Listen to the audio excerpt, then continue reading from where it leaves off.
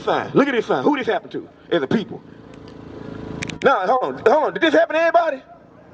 Hell no, they ain't happening to everybody. You can't look at no place in history and be like everybody went through this type of stuff. Who it happened to? Who did it happen to though? We looking at pictures of history, right? Whose history is this? Bring it out. That's black history. That's right. Guess what? That's a judgment of God. That's God judging his kids. I'm finna read this for you. Listen to this. This is how we know we the children of Israel. How we get over here as a people. Brother, sister, how we get over here as a people. Come on, this history. I'm asking you 4th grade social studies right now. How did black people get over here? Guess what? I'm gonna give you a hint. No. How do we get to this land? I'm finna give you a hint. Right downtown, we got the river, right? And guess what we got? We got Oxford Street down there. We got Cotton Exchange down there. So so say that again. Say that again. Come here, sis. Say it loud. I want the brother to understand what I'm asking. Read. Ships. We got over here houses. Ships. Now, let's read how you know that this Bible is talking to you. You the family of the earth that God knows and nobody else. And this is why he punished you. And this is how he punished you. Give me Deuteronomy chapter 28 and give me 15. Then we go on 46 and 68. Y'all hang out right quick. I'm telling you. Watch this. It's gonna blow your mind. Deuteronomy chapter 28 verse 15. But it shall come to pass. Yes, it is. God is telling people terms and conditions to a contract he's making with them. He said it's gonna come to pass. If thou wilt not hearken unto the voice of the Lord thy God. If you don't listen to my voice, just like a father telling you, if you don't follow my instructions and listen to my voice, to observe to do all his commandments and his statutes which I command thee this day, that all these curses shall come upon thee and overtake thee. God said all these curses gonna come upon you and overtake you if you don't listen to me. So any contract got terms and conditions. When you read the top part of Deuteronomy 28 from verse 1 to 14, it got blessings. This the stuff God said will happen to us. We be above everybody on the earth if we listened and did the commandments. If was a big word. Smart, 2-letter word, but a huge implication behind it. If you do something, then you get something, right? But he said, if you don't, this would happen. Why he say these curses gonna come upon us? It's the reason why God said I gotta put curses on my people, because in the last days they're not gonna know who they are, so I'm gonna have to give them something to be able to recognize themselves. Because like I asked you, what were we before slavery? What's our name? What's our heritage? How we dress? What holidays did we keep? We don't know that no more. Watch this. Give me verse 46. Verse 46, and they shall be upon thee for a sign. The curses God said gonna be on his people are for a sign. What's this though? The lion mart over there? How I know that? The sign that's on it. The sign identifies what it is. It identifies what it is. What street we on? Rains and what? I can look at that sign and it'll tell me what I am, what it is, where I'm at. So read it again. And they shall be upon thee for a sign, and for a wonder, and upon thy seed forever. So the curses that's on God's people gonna be on them for a sign. So let's read one of the curses God said will happen to his people for disobeying. His kids said, when you disobey, this right here is what'll happen to you. Read Deuteronomy 28:68. Deuteronomy chapter 28 verse 68. And the Lord shall bring thee into Egypt again. So now, Moses went to Egypt and told Pharaoh to do what? Let my people go. So why he had tell them let them go? Because they were what? Slaves in Egypt. Let's see who them slaves in Egypt was. We're going to figure it out right after this. Right here. Exodus chapter 20 verse 2. I am the Lord thy God, which have brought thee out of the land of Egypt. So we read in Exodus when they exited out of Egypt. We read this to show you what Egypt means. Right? This is the biblical meaning of Egypt. Read. Out of the house of bondage. Out of what? Out of the house of bondage. So Egypt is synonymous with what? It said, what did it say? Which have brought thee out of the land of Egypt, out of the house of bondage. What are you looking at right here? Bondage. Bondage. Bondage means restrictions, restraint, shackles, chains. Slavery, for another word. That's what bondage means. Now, let's go back to Deuteronomy 28 and 68. Remember, when you hear Egypt, bondage. Read. Deuteronomy chapter 28 verse 68. And the Lord shall bring... Don't go nowhere. I ain't finna let you leave. Stay right here. Hold up, right there. And the Lord shall bring thee into Egypt again. To where? Egypt mean what? No. Bondage. He telling his people that he's gonna bring you into Egypt again. Bondage again, because I just freed you. But if you mess up and don't do what I tell you, I'm gonna take you into bondage again. Read. With ships. Hold on. With what? With ships. How we get over here? Oh, wait a minute. Wait a minute. You mean to tell me God told his people that they would go into slavery on ships if they disobeyed the commandments, and damn, just so happened our ancestors came over here how? Wait a minute. Hold on. Right. But I ask you, who was you? What's your name before slavery? Who are you? What was your name before slavery? What was you doing? And you don't know. You don't know, huh? Hold on, read this again. And the Lord shall bring thee into Egypt again with ships. Who is he talking to? He talking to Moses, talking to the children of Israel. He said they were going to slavery with ships. Read. By the way whereof I spake unto thee, thou shalt see it no more again. Read. He said you weren't going to be able to see your homeland again. You wouldn't be able to see this type of slavery that I'm talking about that was in Egypt, that land again. You go into a different house of bondage. Read. But this time you're going with ships. And there, hold up, look at the map right here. And there, when you come from here to here, and there, here, Virginia, Mississippi, Memphis, Tennessee. Read. And there ye shall be sold unto your enemies. Sold? Did we not get sold? Look at this. Negroes on auction blocks. Bucks, cash. $200, $250 for the slave right there. Hey, he go a little young buck right here selling the baby with the mama. He go, hey, big old Mandingo right here. Look, you can have him for a sex slave, a fighting nigga, whatever you want. Here go the women right here, a bed wench, little pillow warmer, what they called you. That's her. That's your woman that they come and snatch up and make that. Come on, bruh. Read. Sold. And there ye shall be sold unto your enemies for bondmen. Sold to your who? Your enemies. Who sold us? Were they our friends? Well, what we read? We read in the Bible. God said, them folk that sold you is your enemies. For bondmen. For slave men. And bondwomen. And slave women. So sis, you went into captivity too. Give me Deuteronomy 28:30. This is what would happen, bro. You got to get mad about this right here. Listen to what happened to our ancestors. Listen to this. Listen to this. Deuteronomy 28:30. Deuteronomy chapter 28 verse 30. And there shall be betrothed a wife. God said you were going to betroth the wife. You're going to have a woman. You're going to be able to get a woman in slavery. But guess what will happen?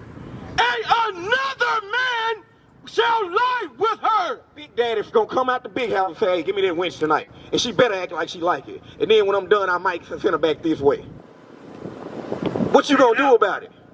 Nah, you couldn't do nothing about it. God took your power because you couldn't do nothing. Because he said, I'm going to make sure you go through this punishment because our people hard-headed as hell. Right. He's talking to the Israelites. So when I asked you who you are, that was a sign on you. That slavery, these things like that to happen to you are a sign to show you who you are today. Because didn't nobody else go into slavery on slave ships. Right. Didn't nobody else have this oppression happen to them. Right. Deuteronomy 28:48. Listen to who you are. You learning who you really are today. You gotta, and look, why would you want to walk away from understanding this when ain't nobody on earth ever taught you this? You've been to school all your life, probably K through 12, and didn't know who the hell you was. We grown now. It's too goddamn long we've been out here and we don't know who he is. That's right. 400 plus years. Come on, man. Bring it out. Read it. Deuteronomy chapter 28 and verse 48. Therefore shalt thou serve thy enemy. God said, therefore, the therefore is because you didn't do my commandments. Therefore, you didn't do my commandments, shall you serve your enemies. When you go to that store over there, I ain't been inside this store. An Arab on this store. Right there. This one right behind us. It's an Arab on this store, don't it? How I know that? Because the Lord said you're going to have to serve your enemies. That's in every hood we at, no matter where. Read. Which the Lord shall send against thee. I did it because, yeah, we his kids, and he said I'm going to make sure it happen. Read. And hunger. When hungry. You get hungry, you want to get some Zoom, some Whams, or whatever, you got to go to them for it. The enemy. Serve your enemy for that. Read. And in thirst. In thirst. Anything you want to get thirsty, you pay a water bill, my bro. MLG and robbers, yeah, you got to pay that. And water come out the sky for free. But God said you got to pay the white man for that. You got to pay the Arab man, the Asian man for that. Your enemies. Read. And in nakedness. When you want some clothes. Didn't your folks, look at this. Look what they doing. What they doing, sis? What we doing? We working, right? Doing what? In a field, doing what? Picking cotton. What kind of shirt you got on right now? Damn, you gotta pay for that? And your family worked like this for over hundreds of years for free? Bring it out. Bruh, come on, man, read this. And in what of all things? One of all things, that means you got educated according to the white man education. The white man taught you white Jesus, and that ain't in the Bible. The white man came and taught us that, hey, hate yourself, love us. The white man told our women, hey, do whatever you want, you ain't got to listen to them niggas. The white man done that. He gave them that thought, bro, when they supposed to been following us. Because we supposed to been the leaders in our community. But God said, as long as you don't want to stand up and be a real man out here, I'm going to let all this happen. So that's why you see us men in purple out here doing what we doing, coming out here to show you who you are according to the Bible. Give me a Shalom, Israel. This is Bishop Nathaniel. I want you to know that you can view all our Sabbath classes live on IUIC TV. That's right, I said on IUIC TV. Download the app today. Shalom. First Maccabees 3 and verse 43. First Maccabees 3 and 43. Read. Cause what we doing, look, we out here to stand up for our people. We ain't got time to come out here and worry about the white man. So when you ask me, did God love everybody? No, he don't love everybody. Matter of fact, forget the first Maccabee. No, God don't love everybody. God loves his people. Give me Ezekiel 3. Get Ezekiel 3 in verse 4 and 5. Because God don't love everybody. God is concerned with his children. The children of Israel. You blacks, Hispanics, and Native Americans. Read it. The book of Ezekiel chapter 3 verse 4. And he said unto me, son of man, go, get thee of the house of Israel. God said, he said Christ to say, hey, look, I'm only sent for the lost sheep of the house of Israel. And then he said, look, go, get thee to the house of Israel. Not to everybody, go to the house of Israel. Read. And speak with my words unto them. Speak with his word, the Bible, to them people. That's what he said, do. Now give me verse 11. Verse 11, and go, get thee to them of the captivity. God said, go get them to who? Unto them of the captivity. The people that was taken captive out here. Go get to the people of the captivity. You the people of the captivity. Your ancestors came like this. And guess what? We still here. We ain't been restored and we've been returned back to our own land.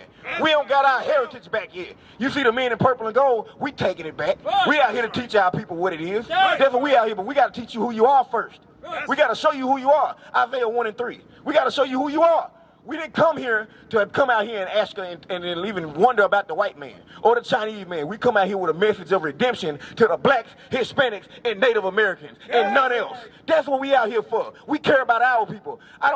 Our folks are always concerned about the white man. When we come out here teaching, a lot of our people got, what do he need to be saved from? Himself? He the one that's oppressing the whole earth. He the one that got us in the hoods in the ghetto. What do he need to be saved from? Read it. The book of Isaiah, chapter 1 and verse 3. The ox knoweth his owner. God said the ox knows his owner. The ox, that's a dumb animal. A cow. Read. And the ass his master's crib. And the donkey know where he's from, his master's crib. He know the land he come from. He can find his way back. An ox and an ass can do that. You heard that saying, you dumb as an ox and an ass. That's what God's saying right now. He's talking about his people. Bring it out. They said his people dumb as an ox and an ass because they ain't figured out this shit. Read. But Israel doeth not know. The ox knows his owner. The ass is master crib. But who? But Israel. You children of Israel don't know. Read. Doeth not know. My people. God's people. Doeth not consider. You never considered that you was the people of the book. That everybody in the Bible look like you. You ain't even considered that you the children of Israel. That you the lost sheep. That you the lost tribe of Israel. You the lost people on earth. You don't know who you are. It's 400 plus years we've been here in this land and ain't figured it out. That's lost if I ever seen it. That's lost if I ever seen it. Give me Matthew 10 and 27. John 10 and 27. John 10 and 27. We got to understand where we at. We behind enemy lines, my brother. Sister, we behind enemy lines. We in the land of our captivity. It's time for us to wake up, come back to our heritage, which is the laws of God. The laws of God teach us how to dress. Bruh, this your woman? That's your niece. That's your niece. But all right, that's your niece. Okay, but bruh, okay, niece. Niece, you think your uncle really liked it you being out here with your skin and stuff showing? No. Bruh. We don't like that. We don't want to see that. We want our women to be, guess what, dressed like princesses the way they supposed to be. With dresses modestly so they demand respect like they supposed to get. And I don't want no nigga coming up trying to holler at my niece in front of me. Cause now I'm gonna have to get with him. I'm gonna have to stand on business because you didn't disrespect it. But she shouldn't put me in a position out here to be like that. But nah, you really want to. Hold on, read it. John chapter 10 and verse 27. My sheep hear my voice. But the Lord said his sheep, the lost sheep of the house of Israel, got to hear his voice. His sheep hear his voice. Y'all hearing the voice of the Lord. Do y'all hear the voice of the Lord? You understand what we bringing out? What we just showed you? You understand that you the children of Israel. Look, you went to church, but guess what? Like, no, you don't know, sis. You don't know. I'm going to tell you why you don't know. Because church should have taught you this. And this ain't no shot at you, but I'm going to show you what church supposed to be teaching you. For one, what's the Sabbath day? When you supposed to go to church? Every what? What's Sunday? Sunday is what day on the calendar, number-wise? Give me Exodus 20, because you know where I'm going. Hold on. Niece, no. I'm finna show you something how the pastor been lying to you. The pastor's gonna get you killed by God. That's what I'm trying to show you. You can't trust the pastors. You gotta trust the men that's gonna come at you and read you the Bible, thus saith the Lord, because the pastor's gonna get you killed. Pastor gonna get you slain by the Lord. If Christ pop up right now, that black man pop out the sky, he putting to death everybody out here that's wrong. When you look at the calendar, Sunday is the first day of the week. Tell me if I'm right or wrong when you look at it. Read Exodus 20, and while you looking for the first day of the week, what Sunday is, I'm finna read the scripture, the commandment that God gave to his people. Exodus chapter 20 verse 8. Remember the Sabbath day. God said, remember the Sabbath day. Why you say remember, niece? Because black folk hard-headed, and we forgetful as hell. Because we don't want to read the Bible, we want to listen to what pastors say. Bring it out. Right here in the Bible, it says, remember the Sabbath day. Read. To keep it holy. 6 days shall thy labor. 6 days you got to do all your work. 6 days shall you labor. 6 days, read. And do all thy work. But the seventh day. But the what day? The seventh day. 1, 2, 3, 4, 5, 6, 7th day. Look at your calendar. What's the 7th day of the week? Is the Sabbath of the Lord thy God. That's the Sabbath of the Lord thy God. That's the day you're supposed to be keeping holy. So what's the 7th day? Sis, you look like a smart sister to me. Bro, you look like you smart. You can count to 7. The hell wrong with the pastor then? What's the 7th day, sis? Come on, bring it out. You told me about the slave ship. Come on, put it on the mic and tell me. You on, sis? 7th day of the week. Sis, come on over here. Come on, bring it on over here. Bring it on. What's the 7th day, sis? 7. Bring it on. 7th day, sis. What it say? On the 19th? On the 7th day. When you look at the calendar, what's the first day? All right. Sunday is the what day? Sunday is. Nah, I ain't gonna ask you that. Come on, sis. It's the first day of the week, sis. So what was the 7th day?